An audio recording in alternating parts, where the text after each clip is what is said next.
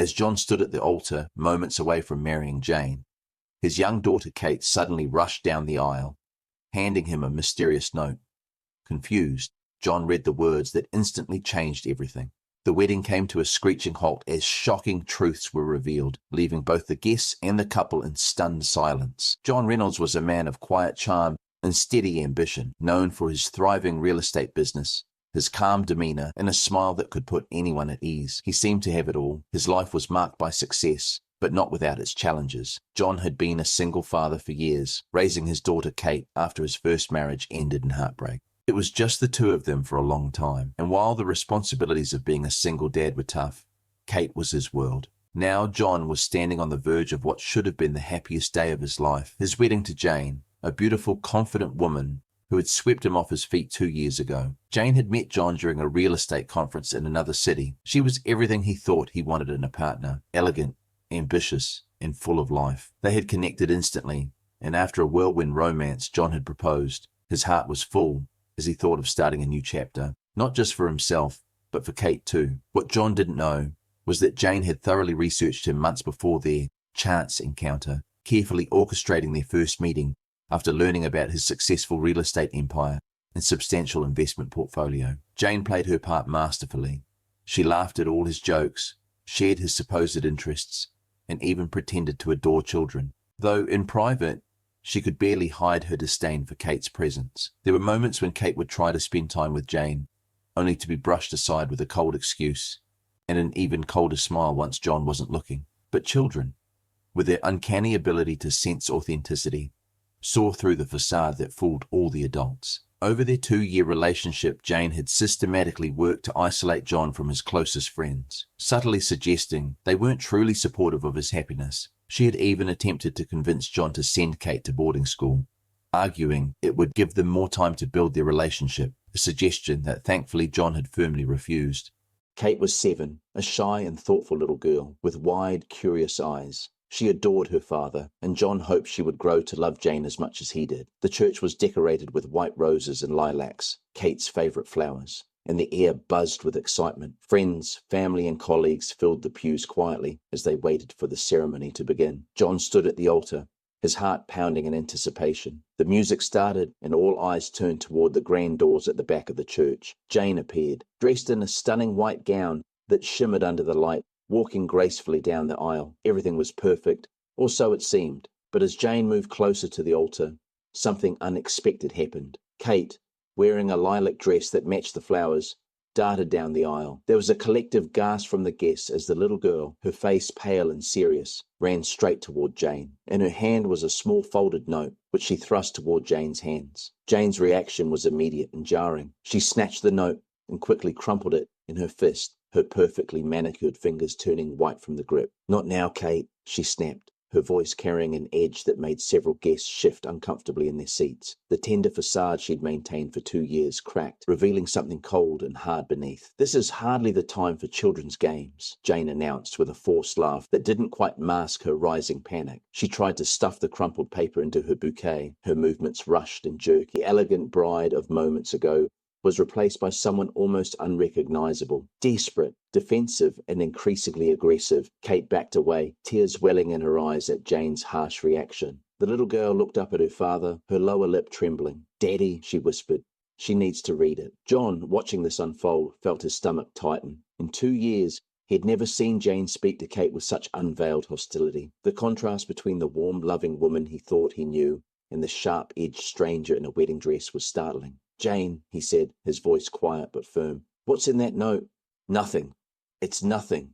Jane's voice pitched higher, almost shrill. She took a step backward, still clutching the crumpled paper. "Just some silly child's drawing. We can deal with this later. Let's continue with the ceremony." She turned to the priest, her smile brittle. "Please, continue." The guests watched in uncomfortable silence as the scene unfolded. John's best man raised his eyebrows, catching John's eye with a concerned look. "Jane," John repeated, his tone harder now. "Show me the note."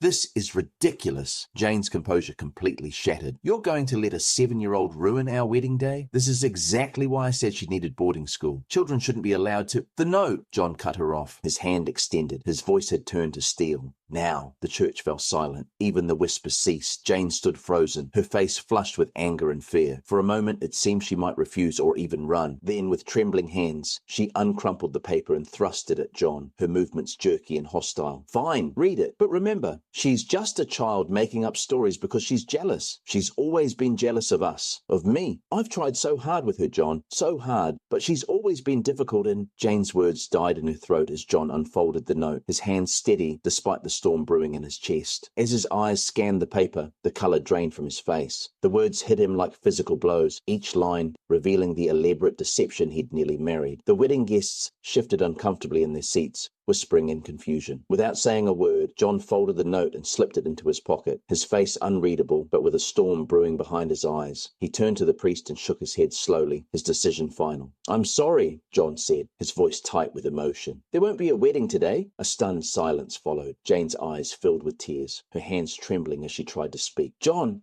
I can explain," she stammered, stepping forward, but John raised his hand, stopping her mid-sentence. "There's nothing to explain," he said quietly. "Not here, not now." Jane's face crumpled, and she turned away, her shoulders shaking as she silently wept. John's heart ached, not just for himself, but for Kate. He looked down at his daughter, who'd been clutching his hand tightly. Kate's innocent face, usually so bright and full of life, was shadowed with worry. John knelt down beside her, his voice gentle as he asked, "Kate, why did you give that note to Jane?" Kate's eyes welled up with tears and she whispered, "I didn't want to, Daddy, but she told me to. I found the note in her room last night. It said things I didn't understand, but I knew you needed to see it." John's heart broke as he realized that Kate, his sweet, trusting daughter, had unknowingly uncovered the truth. He hugged her tightly, tears threatening to spill from his own eyes. The note had contained a secret so devastating it had shattered everything he thought he knew about the woman he was about to marry. The note revealed not just an affair, but a calculated scheme that made John's blood run cold. Jane had been secretly recording their private conversations, gathering information about his business dealings, and sharing them with his rival, the same business partner she was having an affair with. Their plan had been to wait until after the marriage, then use their combined knowledge to force John into a corner, eventually taking control of his company through legal manipulation and blackmail. Even more chilling were the text messages Kate had accidentally discovered while playing a game on Jane's phone. Messages that revealed Jane's true feelings about her soon-to-be stepdaughter. "Once we're married and have control," Jane had written to her lover, "we'll send the brat to some boarding school in Switzerland. John won't have a choice by then." As John stood up, he felt a surge of clarity. The man who had been willing to give Jane his heart and his life now saw things for what they really were. He had been blind, caught up in the whirlwind of love, ignoring the signs, the small inconsistencies that now seemed glaringly obvious. Jane wasn't who she pretended to be. She had been hiding a part of herself from him, a part that would have destroyed his family if Kate hadn't found that note. Jane's betrayal wasn't just personal. It was a deception that cut deeper than he could have ever imagined. The note revealed a secret relationship, an affair she had been having for months with one of John's closest business partners. It wasn't just a mistake, it was calculated. Jane had planned to marry John for his wealth, to secure her future while continuing her affair in the shadows. John's mind reeled as he pieced everything together. The late-night phone calls, the unexplained absences, the sudden shifts in her mood. It all made sense now. And to think he had been on the brink of committing his life to this woman and trusting her with his daughter's future. As John walked down the aisle, hand in hand with Kate, the guests watched in stunned silence. He didn't stop to explain, didn't offer any excuses.